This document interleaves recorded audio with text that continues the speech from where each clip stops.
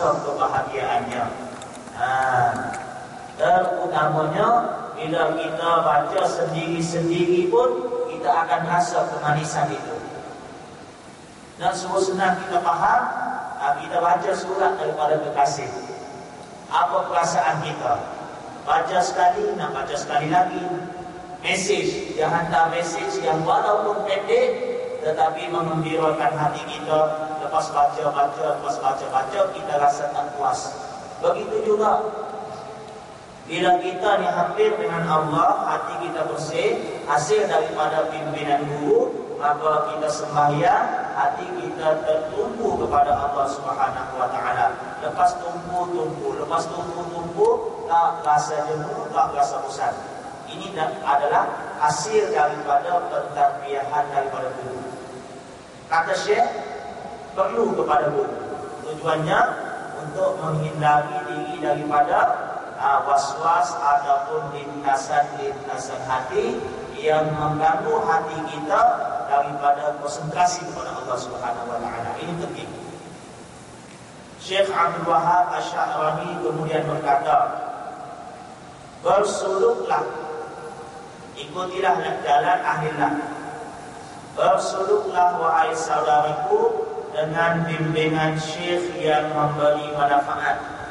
Ada manusia dia belajar dengan guru dia, sampai satu masa dia bersuluk dengan guru dia, sampai satu masa dia rasa tidak lagi bermanfaat dengan guru tadi.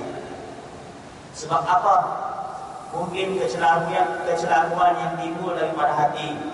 Mungkin juga dengan sebab dia kurang berbaik sangka dengan guru tadi. Mungkin juga keupayaan guru tadi tidak mampu lagi memberi manfaat kepada dia setelah dahulunya dapat memberi manfaat. Maknanya tidak ada peningkatan rohani dari pihak anak murid. Sama ada kekurangan itu ada pada anak murid ataupun kekurangan itu ada pada guru.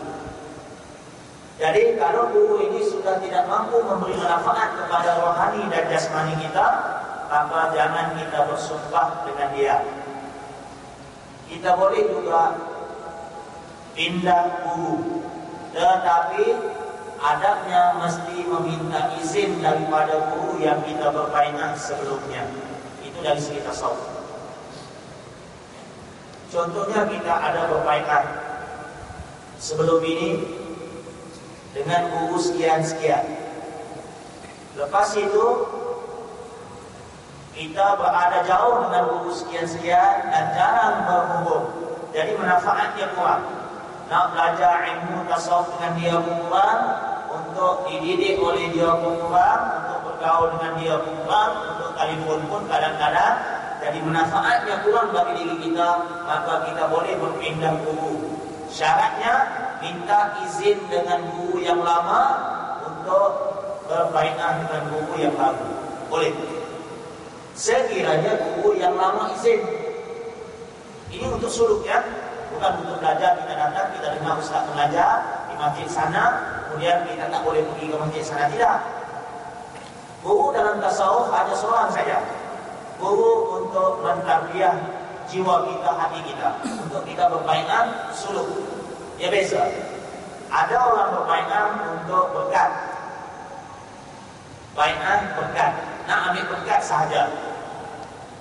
Ada orang berbaikat untuk suluk, untuk supaya dididik, supaya perjalanan rohaninya meningkat dari semasa ke semasa, bergantung kepada riyadhah dan juga mujahadah daripada anak murid tadi. Ada yang begini. Kalau yang begini inilah yang dikatakan guru yang musyid. Untuk kita bersuluk ada satu orang saja, tak boleh lebih. Kalau guru untuk kita mempelajari ilmu tafsir, ilmu fiqh, ilmu tasawuf juga, tapi bukan untuk bersuluk, ini tak apa. Ramai pun tak apa. Dari guru untuk bersuluk seumpama bapak kita. Bapak mana boleh lebih kan? Bapak seorang saja, ayah. Tapi guru-guru yang lain ini untuk kita bertabaruk, kami berkata untuk belajar ilmu tasawuf, ilmu lain-lain daripada ilmu tasawuf, untuk membersihkan jiwa, bukan khusus untuk bersuluk, itu boleh ramai pun. Sebab dia ini berada pada posisi pakcik kita. Pakcik boleh ramai, bapa hanya seorang saja. Kalau yang taraf bapa ini kita nak berpindah guru, kita kena minta izin daripada guru yang sebelumnya. Kalau dia izin, boleh kita tukar. Kalau dia tak izin, tak boleh kita tukar. Tapi sekiranya guru tadi merupakan seorang yang jujur, sekiranya dia sudah yakin diri dia tak mampu lagi memberi manfaat kepada anak murid yang minta izin untuk tukar guru tadi, kalau dia jujur, dia akan izinkan.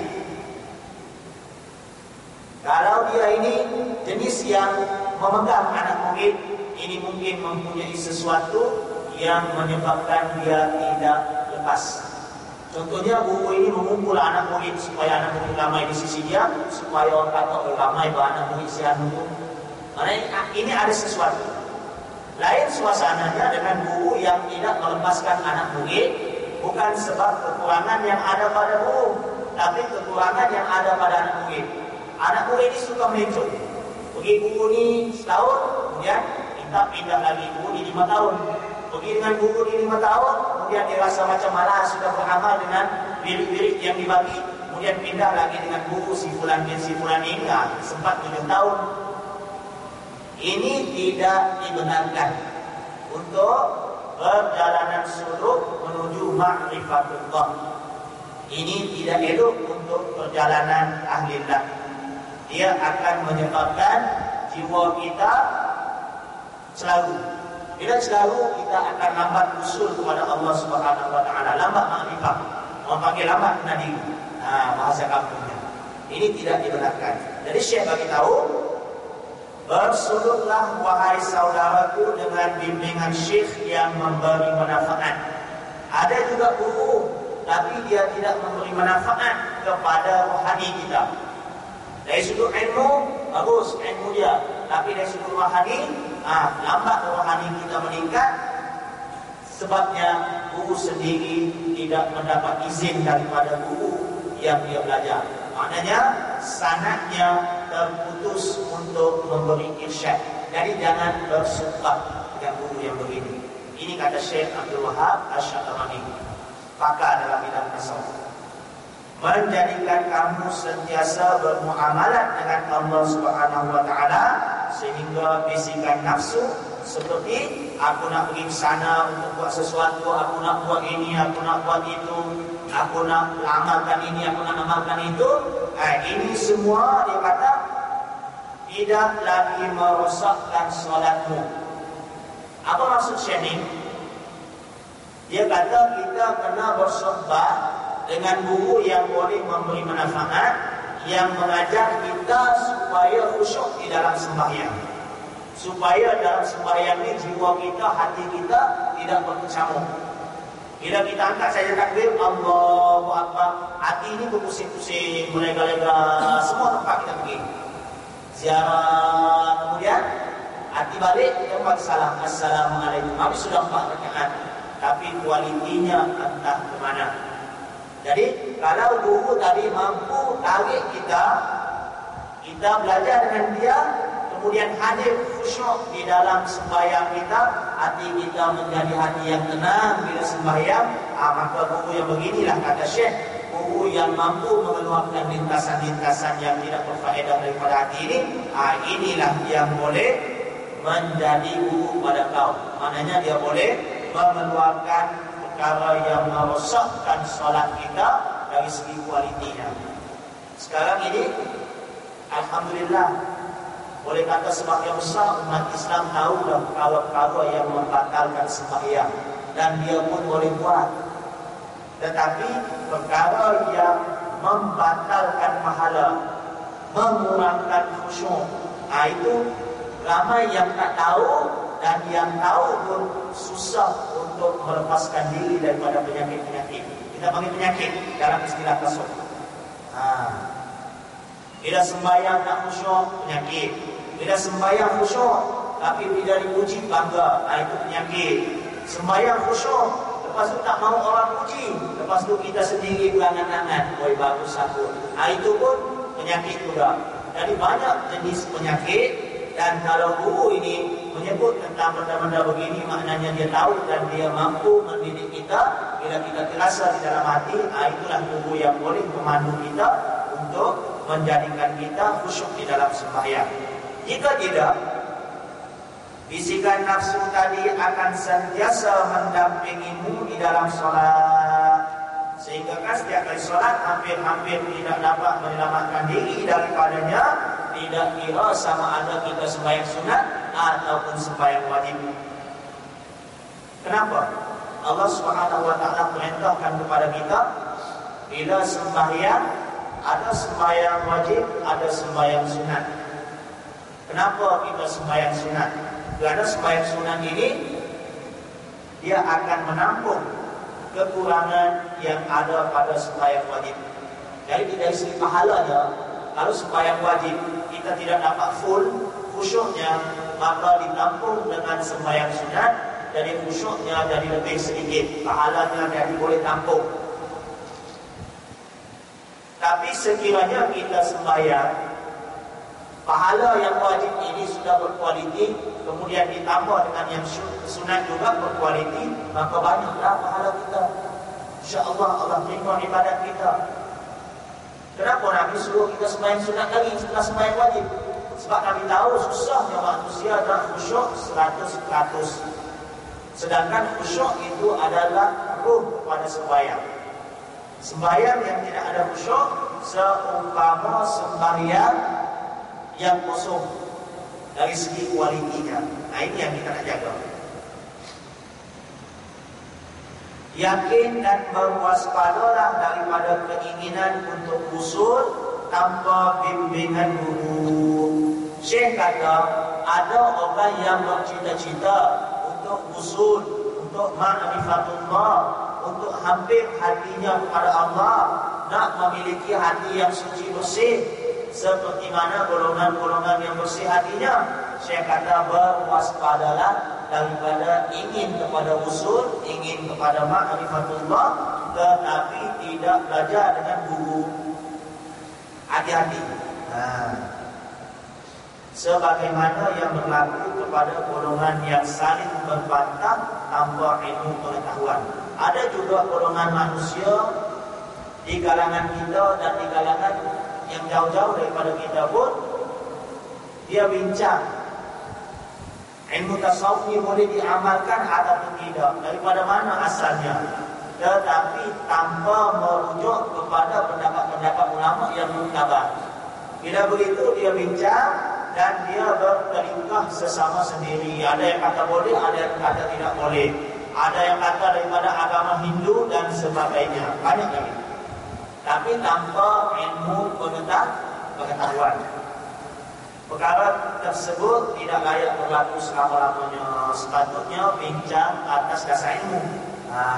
Tetapi bila orang kata macam sembang di kedai kopi, rugilah kita. Beliau juga berkata, ini kisah panjang, saya ringkaskan. Kisah yang berlaku kepada Syekh Abdul Wahab Asy'arani. Pada peringkat permulaannya, kata Syekh, aku bermujahadah juga. Tujuannya untuk membersihkan jiwa. Cara aku bermujahadah, aku baca buku-buku yang dikarang oleh ulama-ulama sufi, ulama-ulama ahli tarikat tasawuf. Buku-buku yang besar aku baca, kemudian aku beramal.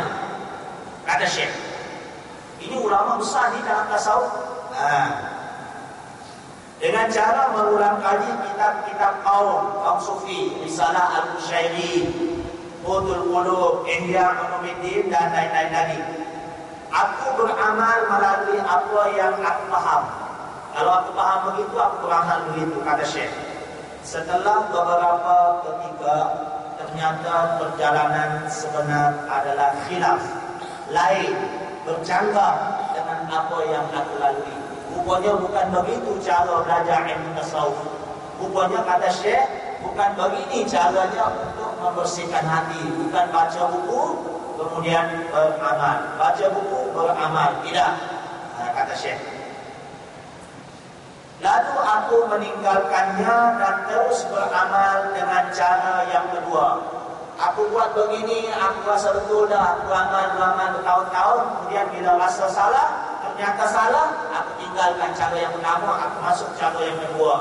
Kemudian aku beramal lagi, kemudian ternyata salah, aku ambil jalan yang ketiga, yang pada masa itu itulah jalan yang dirasakan betul pada pandangan hati aku. Lepas itu aku ikut lagi, bila ternyata salah, aku tinggalkan.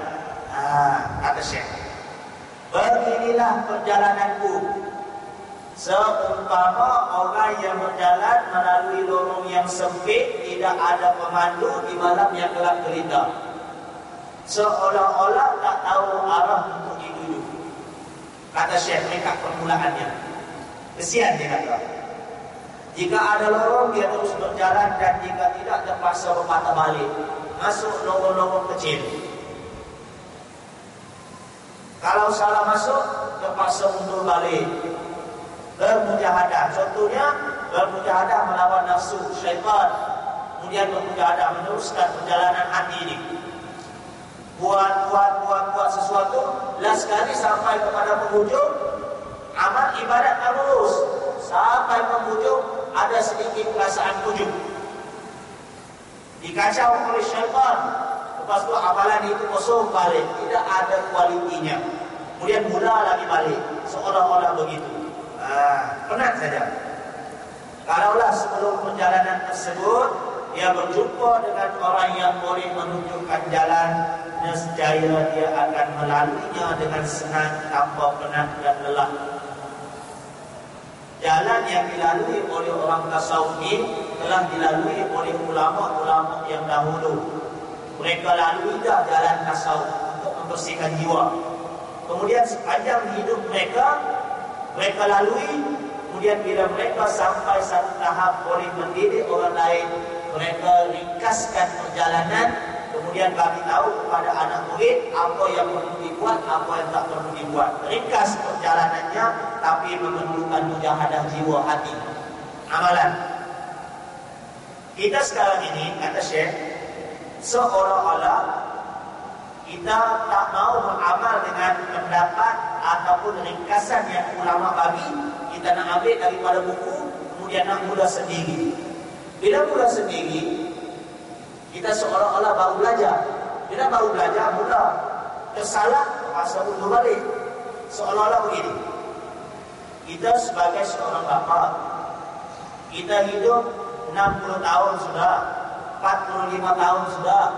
Kita lalui dah zaman kecil sampai kepada alam remaja, alam rumah tangga, kemudian sudah menjadi bapa dan menjadi atuk.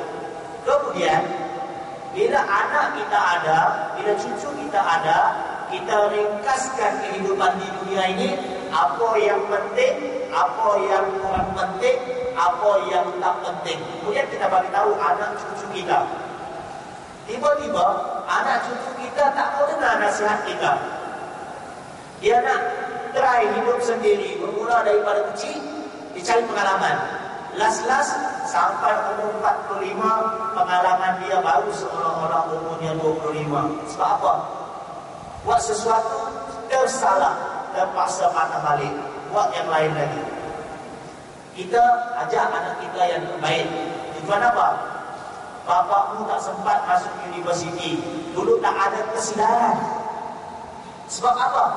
Sebab orang tua dulu tidak bagi kesedaran, ilmu, agama tak bagi. Bapak kita dulu tidak masukkan kesedaran ke dalam jiwa kita. Bila kita besar, kita sudah bahawa agama ini penting bagi kita, pendidikan itu penting bagi kita dan anak kita. Anak kita umur 4 tahun, kita sudah bagi tahu dia bahawa pentingnya agama. Kita sanggup hantar dia mengaji Quran, kita sanggup hantar dia sekolah agama, sekolah Islamiah. Sebab apa? Sebab kita sudah lalui bahawa kita dirasa menyesal. Kenapa? Sebab umur 45 baru nak mula belajar agama, rasa sedih. Umur sudah lanjut, baru nak belajar baca Al-Quran secara bertajwid. Kita ajar anak kita, umur 7 tahun nak, ini guru tajwidmu. Bapa, dia bagi tahu anak sebab dia rasa menyesal. Inilah jalan yang terbaik untuk anak dia. Anak, kau pernah masuk universiti, boleh mengubah masa depan kita. Dulu bapak tak sedar. Bukan cikgu tak bagi tahu. Bukan bapak tak bagi tahu kadang-kadang. Bapak bagi tahu. Tapi kesedaran itu tak masuk betul. Last sekali bila kita hidup, susah betul juga mencari rezeki dengan tulang. Orang lain mencari rezeki dengan pen. Orang lain mencari rezeki dengan aircon. Kita pun rasa sedar. Betul bapak-bapak aku bagi tahu dulu. Atas kesedaran itu kita bagi tahu anak kita. Dalam tasawuf tidak. Ulama-ulama tasawuf yang diberi izin untuk mentarbiyah ini bukan kerana dia menyesal di atas perbuatan dia yang lepas yang dia lalui. Bukan. Ini kerana kesedaran dan apa yang dirasai oleh hati dia sudah. Hati dia rasa bersih, dia rasa seronok bersama Allah Subhanahu wa taala.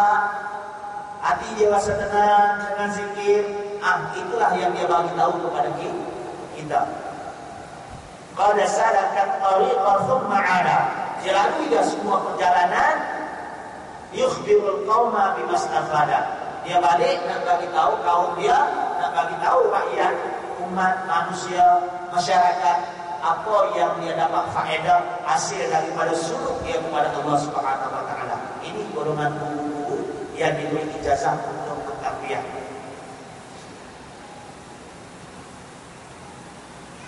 Inilah perumpamaan yang orang yang tiada syekh ataupun guru terpaksa melalui jalan sendiri. Kalau tersalah, terpaksa patah balik. Tujuan guru tadi apa dia? Memendekkan perjalanan. Tujuan bapak bagi tahu anak tadi kenapa? Sebab bapak tak mau anak tadi tersalah jalan macam bapak juga. Nampak kan? Bila bagi tujuan begitu senang kita faham. Pengayaan seterusnya saya pergi lagi sikit.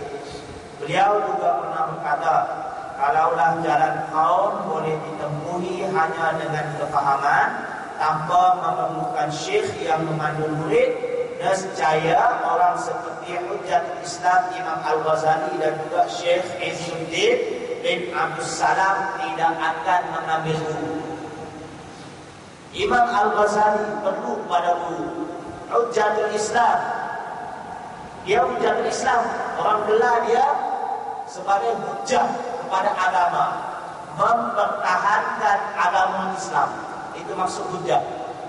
Kalau ada apa-apa masalah dalam agama dihentam oleh golongan-golongan luar terhadap agama Islam, siapa yang mempertahankannya? Imam Al-Ghazali. Kenapa? Sebab itu dia dipanggil hujjah. Hujjatul Islam, hujjah kepada agama Islam. Izzuddin bin Abdus Salam, anak murid kepada Imam Abu Hasan Asy-Syadzili, tarikat Syadziliyah. Dia ini gelaran dia Sultanul Ulama, sultan kepada para ulama. Kalau ulama ada beratus-ratus, dialah sultannya. Kalau ulama ada beribu-ribu, dialah ketuanya. Dia digelar sebagai sultan ulama, tapi masih lagi berhajat kepada guru. Yang seorang lagi pula digelar sebagai Hujjatul Islam, lebih berhajat juga kepada guru. Maka siapa kita untuk tidak memerlukan guru sebagai pemimpin? Maknanya kita kena perhatikan kata-kata ulama supaya sedar siapa kita sebenarnya.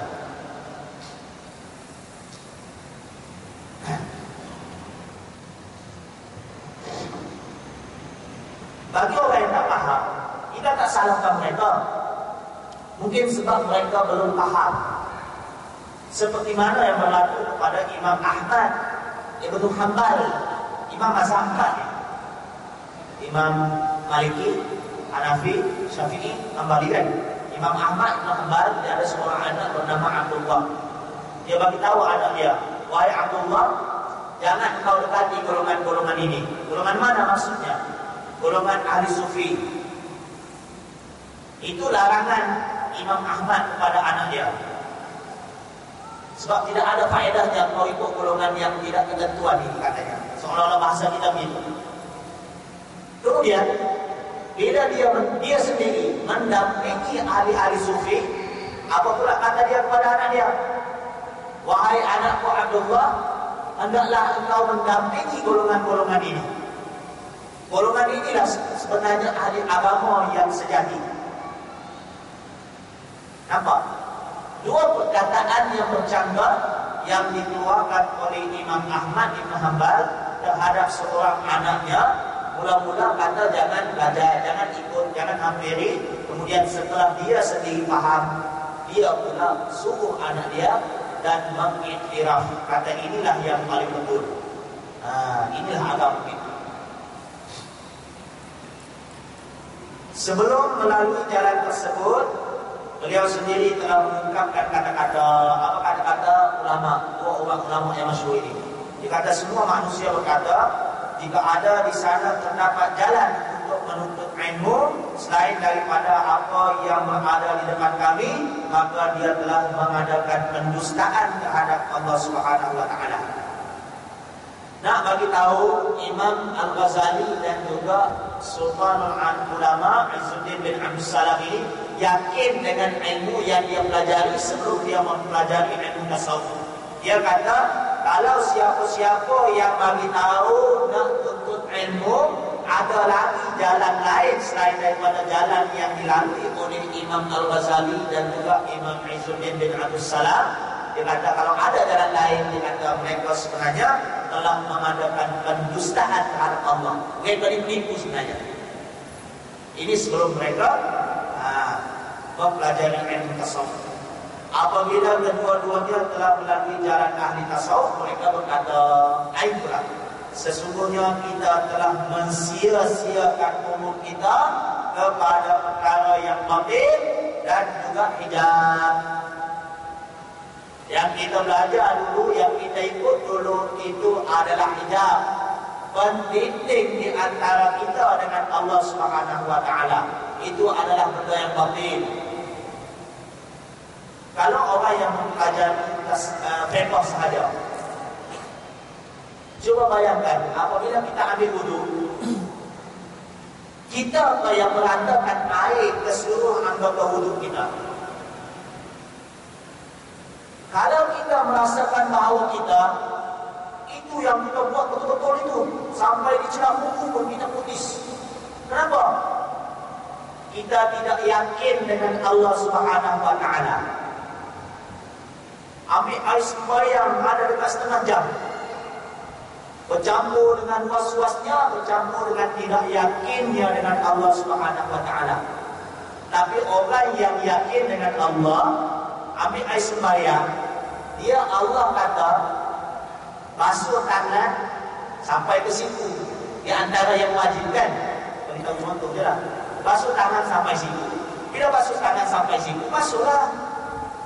Kemudian dalam fiqh kata sunat menyelati celah jari. Kemudian sunat gosok. Kenapa kita gosok? Sebab agama kata basuh, kemudian sunat gosok, sunat menyelati celah jari.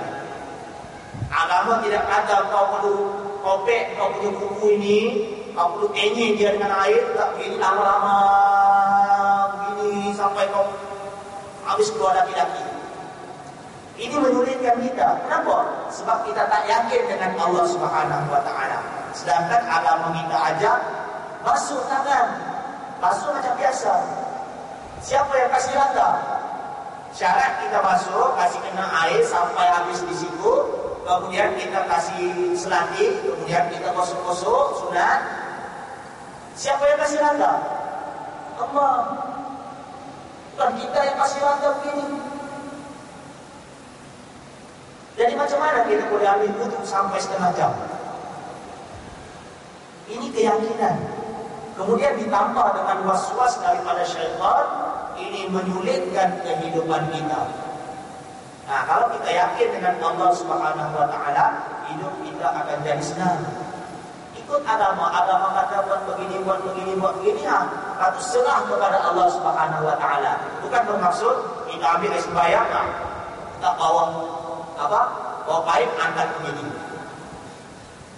selesai. Tidak, usaha kita. Allah kata basuh. kemudian Allah kata kosong, kemudian menyelati celah jari, habis, belah, mau sebelah lagi, selesai. Jangan menyulitkan suasana.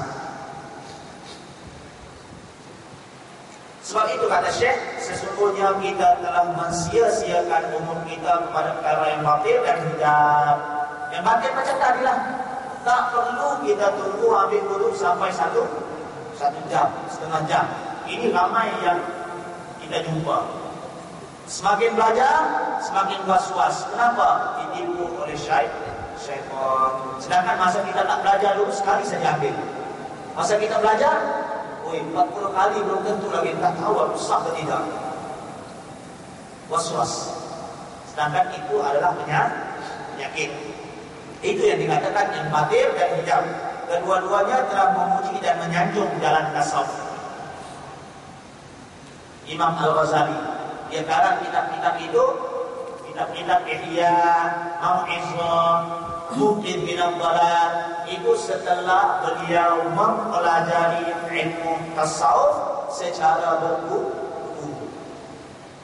Kata beliau lagi, cukuplah kemuliaan bagi ahli tauhid dengan kata-kata Nabi Musa kepada Nabi Khidir, minta izin dengan Nabi Khidir nak belajar. Itu merupakan suatu kemuliaan bagi ahli tarikat. Bila nak belajar ilmu batin, nak belajar ilmu tasawuf, minta izin dengan guru untuk belajar. Ini kita telah sebutkan. Imam Ahmad bin Hanbal rahimahullah telah mengiktiraf kelebihan Abu Hamzah Al-Baghdadi, melebihi kelebihan yang ada pada dirinya. Imam Ahmad bin Hanbal, seorang ulama mazhab, mengiktiraf kelebihan Imam Sufi Abu Hamzah Al-Baghdadi. Imam Ahmad bin Suraish telah mengiktiraf Abu Qasim Al-Junaid. Ulama zahir telah mengiktiraf bahawa ulama batin lebih mulia daripada dia. Ini di antara pengiktirafan ulama terhadap ulama yang lain. Satu. Yang keduanya, tawadhu ulama, merendah diri, mengatakan orang lain itu lebih mulia daripada dia. Kalau kita sekarang ini, kita tengok, kita yang mengatakan diri kita lebih daripada orang lain. Ulama-ulama dulu sanggup, walaupun dia sudah sampai ke puncak, sanggup dia merendahkan diri, mengatakan ulama lain lebih hebat daripada dia. Walaupun dari satu aspek dia tawadhu, dari aspek yang lain memang ada kebenarannya.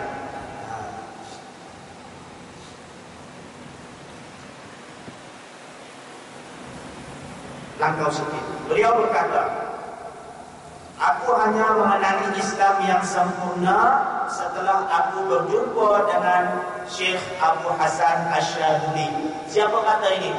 Imam Izzuddin bin Abdul Salam, yang kita kata Sultan Ulama. Dia kata, aku hanya mengenali Islam yang sempurna bila jumpa dengan Abu Hasan Asyadili. Maknanya dia sebelum jumpa dengan Abu Hasan Asyadili, dia rasa macam Islam yang ada pada diri dia ni belum lagi lengkap. Kenapa? Yang zahir sudah okey, kemudian dalaman ini tercari apa yang perlu diisi. Bila belajar tasawuf, barulah yang dalam ini orang kata berisi. Sebab apa? Sebab ada amalan. Sekiranya kedua-dua ulama yang mempunyai ilmu syariat yang begitu luas ini berhadap kepada Syekh, maka ternyata orang yang seperti kita ini lebih berhadap kepadanya.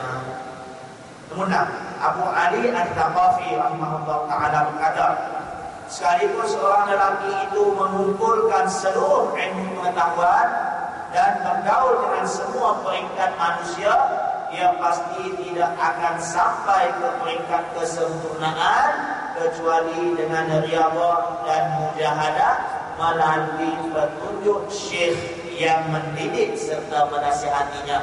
Ini ulama tasawuf juga. Dia kata walaupun ilmu banyak,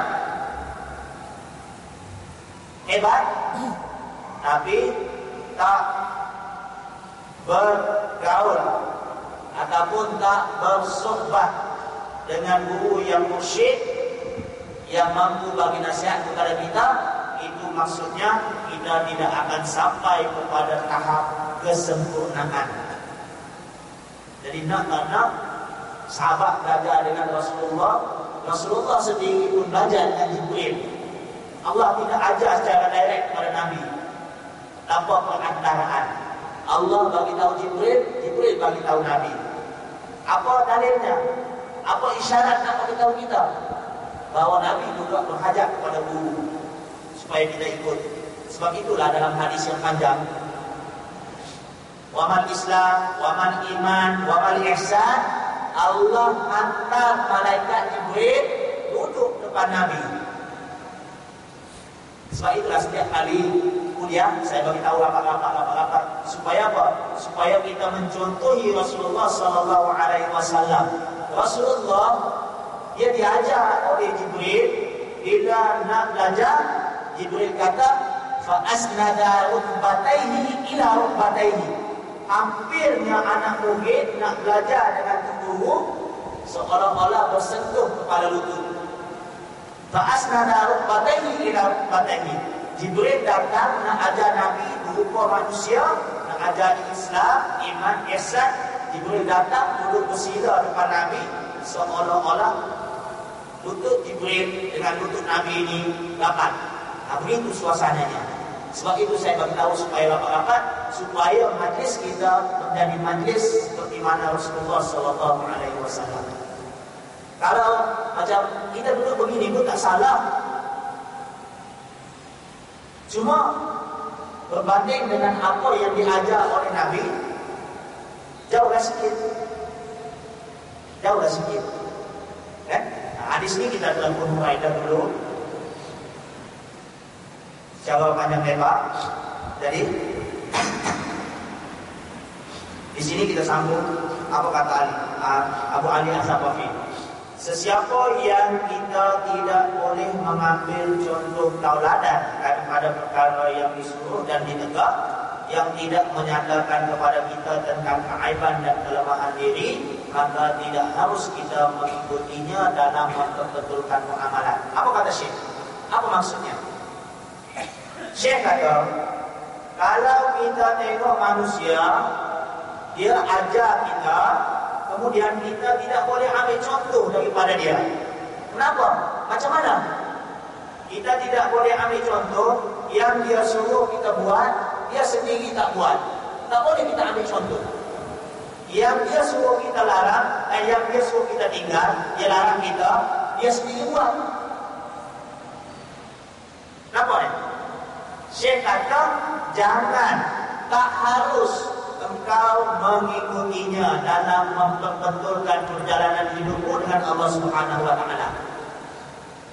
Kalau kita tak boleh ambil contoh daripada dia, maknanya nak yang macam mana guru yang boleh kita ambil contoh? Dia kata jangan makan riba, dia sendiri tidak makan riba, kemudian dia bagi tahu kita boleh ambil contoh. Dia bagi tahu kita jangan hidup bermewah-mewah, dia sendiri tidak hidup bermewah, kemudian kita boleh ambil contoh. Ramai guru yang berkata, jangan tengok saya. Sebab apa? Saya macam kamu juga. Jangan tengok saya. Tapi yang dia buat, yang dia cakap lain. Dia buat, kemudian dia cakap jangan ikut saya. Nampak? Jadi sensitif juga kalau nak bagi tahu panjang-panjang. Tapi kalau saya bagi tahu contoh ya, jangan marah. Contoh ni, ada ustaz merokok, kemudian dia bagi tahu, ustaz merokok macam mana? Tak bagus. Lepas tu, ustaz merokok, jangan ikut saya. Contoh simple kan? Bapak bagi tahu anak, tak bagi tahu. Bagi tahu jangan merokok pada anak. Bapak itu mah merokok, kau jangan tiru bapakmu. Bapak dia juga bagi tahu, jangan tengok ayah, jangan tiru ayah. Ayah tak bagi merokok, merokok tak bagus, tapi ayah yang buat. Jadi orang yang kita tak boleh ambil contoh teladan, kata Syekh Abu Ali As-Saqafi, dan dua, benda dia suruh dia tak buat, benda dia larang dia buat. Dua lagi apa dia? yang tidak menyatakan kepada kita tentang keaiban dan kelemahan diri kita. Aib kita, dia tak bagi tahu kita tak boleh baiki. Kelemahan diri kita, dia diamkan, kita tak tahu pun kelemahan diri kita. Guru yang macam ini jangan ambil dia sebagai guru. Banyak sudah, dia setengah lewat sudah kan. Saya ingat macam 7:10, tak tengok-tengok jam. Apa kita berhenti sini lah. Jadi saya bagi tahu, kalau manusia yang macam ini, benda dia larang dia buat, benda dia suruh dia tak buat, kemudian keaiban yang ada pada diri anak murid dia tak bagi tahu, dia tak tegur, dia tidak memperbaiki, maka kata Syekh, tidak harus kita mengikutinya dalam memperbetulkan amalan. Bagus.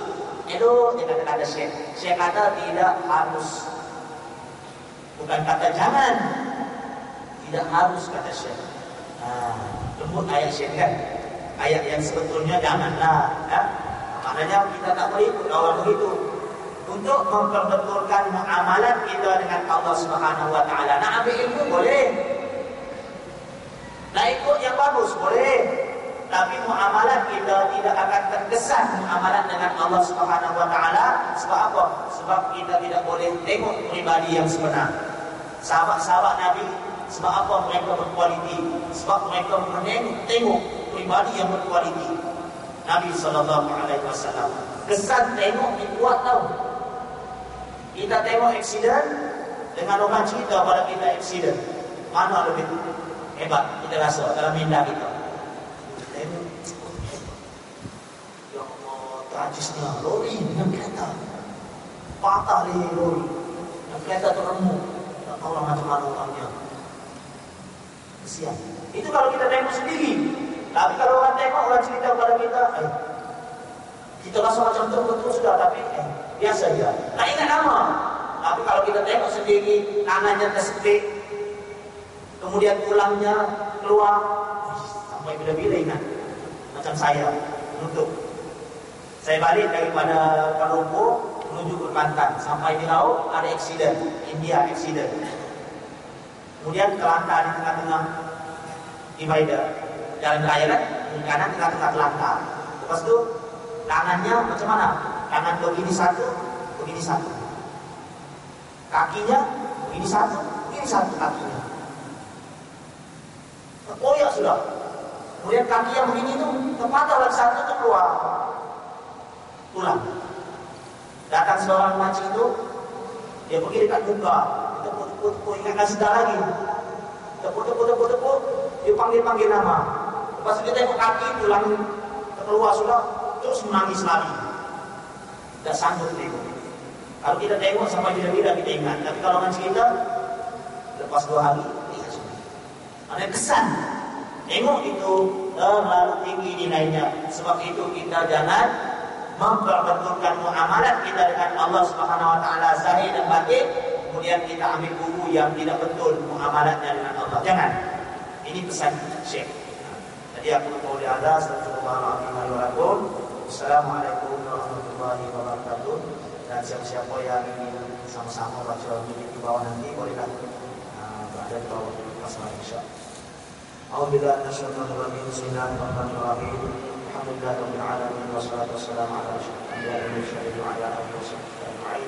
Subhanaka la ilma lana illa ma 'allamtana innaka antal alimul hakim. La haula wa la quwwata illa billahil azim.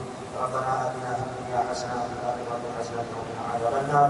Sallallahu ala sayyidina Muhammad wa ala alihi washabbihi ajma'in. Subhana rabbika rabbil izzati amma yasifun wa salamun alal mursalin walhamdulillahi rabbil alamin.